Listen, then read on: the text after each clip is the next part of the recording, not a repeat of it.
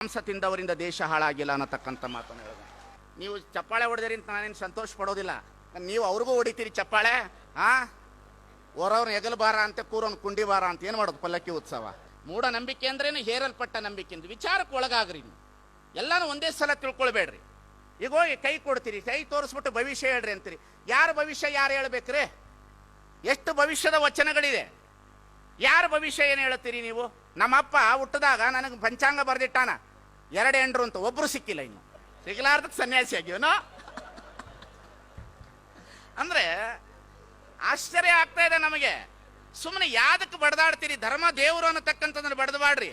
ಸುಮ್ಮನೆ ಬೆಳಗ್ಗೆ ಎದ್ದೇಳ್ರಿ, ಜಳಕ ಮಾಡ್ರಿ, ನಿಮ್ ಯಾವ ನಂಬಿಕೆ ಇದೆ ತಂದೆ ತಾಯಿಗಳೇನೆ ದೇವರು ಅಂತ ಒಂದಿಷ್ಟು ನಮಸ್ಕಾರ ಮಾಡ್ರಿ, ಚಲೋ ಕಾಯಕ ಮಾಡ್ರಿ, ಕಾಯ್ಕೊಂಡು ಬಂದಿರತಕ್ಕಂಥ ದುಡ್ಡನ್ನು ಪಡ್ಕೊಂಡು ಬನ್ರಿ, ಮಕ್ಕಳಿಗೆ ಶಿಕ್ಷಣ ಕೊಡ್ರಿ, ಮನೆ ಚಲೋ ಕಟ್ಕೊಳ್ರಿ, ಒಂದೊಳ್ಳೆ ಟಿವಿ ಇಟ್ಕೊಳ್ರಿ, ಚಲೋ ಪಿಕ್ಚರ್ ನೋಡ್ರಿ, ಪರಸ್ತ್ರೀಯರನ್ನ ಮುಟ್ಟಬೇಡ್ರಿ, ಪರ ದೈವದ ಕಡೆಗೆ ಹೋಗಬೇಡ್ರಿ, ಹೆಚ್ಚು ವ್ಯಸನಗಳಿಂದ ದೂರ ಆಗ್ರಿ, ಮಕ್ಕಳಿಗೆ ಒಳ್ಳೆ ಶಿಕ್ಷಣ ಕೊಡ್ರಿ, ರಾತ್ರಿ ಕುತ್ಕೊಂಡು ಒಳ್ಳೆ ಪಿಕ್ಚರ್ ನೋಡ್ರಿ, ರಾತ್ರಿ 10 ಗಂಟೆ ಟಿವಿ ಆಫ್ ಮಾಡಿ ಮಲ್ಕೊಳ್ರಿ, ಬೆಳಿಗ್ಗೆ ಜೀವ ಇದ್ರೆ ಎದ್ದೇಳ್ರಿ, ಸತ್ರೆ ಮಣ್ಣಾಗ್ರಿ, ಮುಗಿದೋಯ್ತು. ನನಗಂತೂ ತಿಳಿಯೋಲ್ದಪ್ಪ. ಹೋಗಕತ್ತಾರ ಜನ.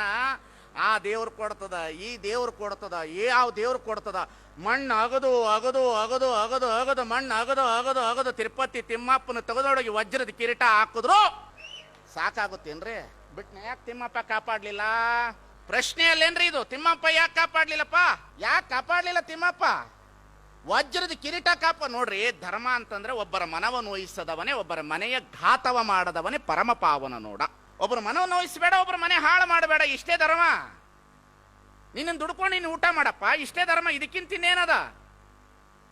ದೇವಸ್ಥಾನಕ್ಕೆ ಹೋಗ್ತೀವಿ, ನೋಡ್ಬೇಕು, ಕಾಮತ್ ಹೋಟ್ಲಲ್ಲಿ ಹಾಕದಂಗ ಹಾಕಿರ್ತಾರೆ. ಇಡ್ಲಿಗಿಷ್ಟು, ಖಾರಾಬಾತಿಗಿಷ್ಟು, ಟೀಗಿಷ್ಟು, ಬಿಲ್ವಾರ್ಚನೆಗಿಷ್ಟು, ತಲೆ ಬೋಳ್ಸೋದಕ್ಕೆ ಇಷ್ಟು, ಹೋಟ್ಲದು ಕಾಮತ್ ಹೋಟ್ಲು ದೇವಸ್ಥಾನ ಹಾಕಿ ಬಿಟ್ಟಿರ್ತಾರೆ ಲೀಸ್ಟ್. 250, 500, 1000 ಬಿಲ್ವಾರ್ಚನೆಗಿಷ್ಟು, ಪೂಜೆಗಿಷ್ಟು, ತುಪ್ಪಕ್ಕಿಷ್ಟು, ಸಂಕಷ್ಟಿ ಹರ ಗಣಪತಿ ದಿವಸದ ನೀನು ಗಣಪತಿ ಸೇವೆ ಮಾಡಿಬಿಟ್ರ ನಿನಗೆ ಪುಣ್ಯ.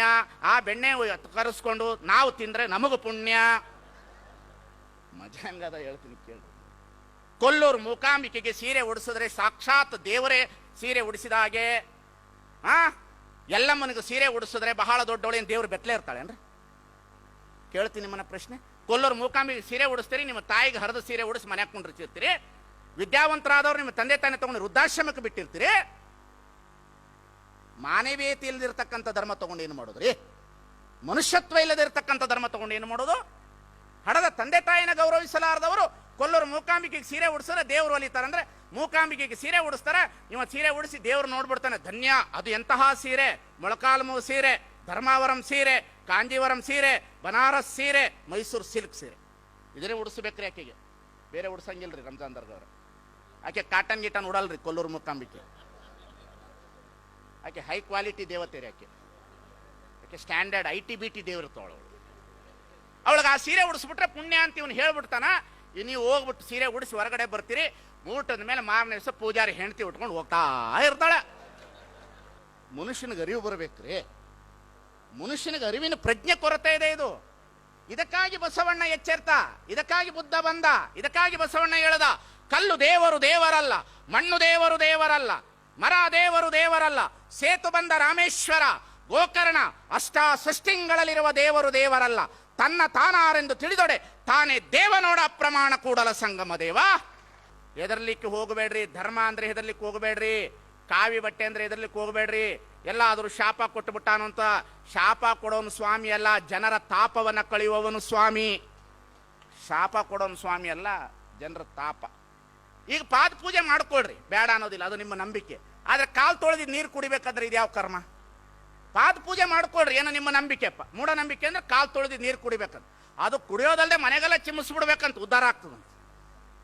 ಕುಡಿಬೇಕಂತ ನೋಡ್ರಿ. ಒಬ್ಬ ಮನುಷ್ಯನ ಮೇಲೆ ಅವನಿಗೂ ಶುಗರ್ ಇರ್ತದ, BP ಇರ್ತದ, ಚರ್ಮ ರೋಗ ಇರ್ತದ, ಇರ್ತದೋ ಇಲ್ಲೋ?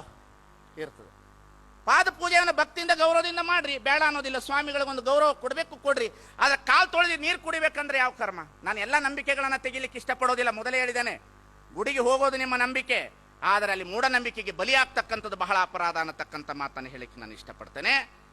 ಶೆಟ್ಟಿ ಎಂಬೆನೆ ಶ್ರೀಯಾಳನ, ಮಾದಾರನೆಂಬೆನೆ ಚೆನ್ನಯ್ಯನ, ಈ ಪ್ರಶ್ನೆ ನಮಗೆ ಯಾರಿಗೂ ಅರ್ಥ ಆಗಲಿಲ್ಲ, ಈ ವಚನ ನಮಗೆ ಯಾರಿಗೂ ಅರ್ಥ ಆಗಲಿಲ್ಲ. ಸ್ವಾಮಿ, ಕಾಣುವ ಮನುಷ್ಯರನ್ನ ಪ್ರೀತಿ ಮಾಡಲಾರದವರು ನಾವು ಕಾಣದೇ ಇರುವ ದೇವರನ್ನು ಪ್ರೀತಿ ಮಾಡಲು ಸಾಧ್ಯವೇ? ಈ ಜಗತ್ತಿನಲ್ಲಿ ಕಾಣುವ ಮನುಷ್ಯರನ್ನೇ ಪ್ರೀತಿ ಮಾಡಲಿಲ್ಲ, ಇನ್ನು ಕಾಣದೇ ಇರುವ ದೇವರನ್ನು ಏನು ಪ್ರೀತಿ ಮಾಡೋದ್ರೆ? ಬಸವಣ್ಣನ ಸೂತ್ರ ಇದೆಯಲ್ಲ, ಬುದ್ಧನ ಸೂತ್ರ ಇದೆಯಲ್ಲ, ಕಾಣುವ ಮನುಷ್ಯರನ್ನ ಪ್ರೀತಿ ಮಾಡ್ರಿ ಅಂತ ಹೇಳುದು.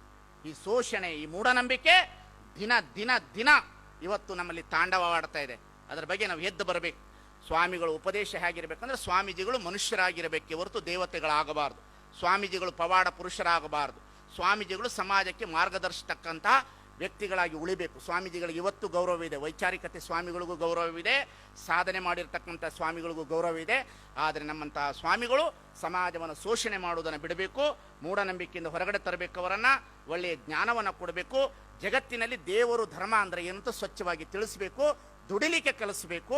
ಅವರ ಬದುಕನ್ನು ಅವರನ್ನು ಕಟ್ಟಿಕೊಳ್ಳೋದಕ್ಕೆ ಅವಕಾಶ ಮಾಡಿಕೊಡೋದೇ ಧರ್ಮ ಅನ್ನತಕ್ಕಂಥ ತಿಳ್ಕೊಳ್ಬೇಕೆ ಹೊರತು ಅದನ್ನು ಮೀರಿ ನಾವು ಇವತ್ತು ಏನೇನೋ ಚಿಂತನೆ ಮಾಡ್ತಾ ಇದ್ದೇವೆ. ಯಾರಿಗೂ ಕೈ ತೋರಿಸ್ಲಿಕ್ಕೆ ಹೋಗಬೇಡ್ರಿ, ನಿಮ್ಮ ಭವಿಷ್ಯ ಯಾರ ಕೈಯಲ್ಲಿ ಇಲ್ಲ. ಒಬ್ಬ ಪಂಚಾಂಗ ಹೇಳೋನ ಕೈನಲ್ಲಿ ಒಂದು ಹುಡುಗ ಬಂದು ಕೇಳೋದಂತೆ, ನಾನೊಂದು ಹುಡುಗಿನ ಲವ್ ಮಾಡಿದ್ದೀನಿ ಎಷ್ಟೊತ್ತು ಗೊಯ್ಲಿ ಅಂತ ಕೇಳೋದಂತವ. ನಾನೊಂದು ಹುಡುಗಿನ ಲವ್ ಮಾಡೀನಿ ಎಷ್ಟೊತ್ತು ಗೊಯ್ಲಿ ಅಂತ ಕೇಳೋದಂತೆ ಪಂಚಾಂಗ ಹೇಳೋನಿಗೆ. ಪಂಚಾಂಗ ಹೇಳೋನು ರಾವ್, ಕೇತು, ಶನಿ, ಬುಧ ಅನ್ನಂತ. ನೀ ರಾತ್ರಿ 12 ಗಂಟೆಗೆ ಹೊಯ್ದು ಬಿಡೋದಂತಮ್ಮ ಪಂಚಾಂಗ ಹೇಳವ. ಅವಳನ್ನ 12 ಗಂಟೆಗೆ ಒಯ್ದು ಬಿಟ್ಟಿನ. ಬೆಳಗ್ಗೆ ಪಂಚಾಂಗ ಹೇಳೋನು ಹೆಂಡತಿ ಬಂದು ಹೇಳೋದಂತೆ, ಮಗಳು ಕಾಣಿಸಕ್ಕತ್ತಿಲ್ರಿ ಮನೆಯಾಗ ಅಂತ. ತನ್ನ ಮಗಳ ಭವಿಷ್ಯನೇ ಅವರಿಗೆ ಗೊತ್ತಿಲ್ಲ, ಜಗತ್ತಿನ ಭವಿಷ್ಯ ಹೇಳ್ತಾರೆ. ನಮಗೆ ಇಂದ್ರ ಬಲ ಬೇಡ, ಚಂದ್ರ ಬಲ ಬೇಡ, ತಾರಾ ಬಲ ಬೇಡ, ಗುರುಬಲ ಬೇಡ, ನಮ್ಮ ತೋಳು ಬಲದಿಂದ ನಾವು ಬದುಕೋಣ ಅನ್ನತಕ್ಕಂಥ ಮಾತನ್ನು ತಮ್ಮೆಲ್ಲರಿಗೆ ಹೇಳ್ತಾರೆ. ಮಾತಿಗೆ